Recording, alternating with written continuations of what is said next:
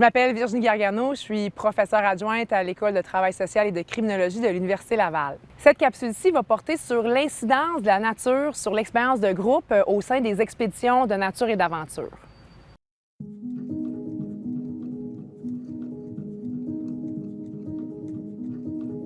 Mes travaux de doctorat ont porté sur les effets puis les processus, les éléments clés à mettre en place au sein d'une expérience qui s'échelonnait sur une durée de 18 jours. Donc, une expédition comprenant plusieurs activités, c'est-à-dire le vélo, le canot, l'escalade, la randonnée, etc. Okay?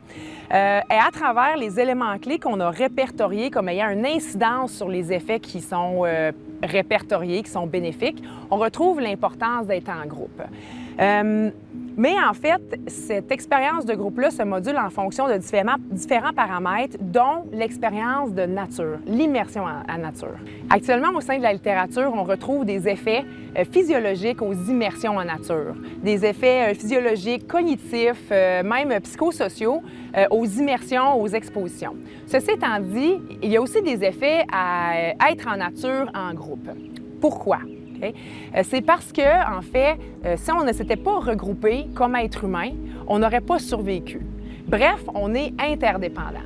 Et cette interdépendance-là est plus ou moins présente aujourd'hui, notamment dans nos sociétés occidentales. C'est-à-dire qu'on n'a plus nécessairement besoin les uns des autres.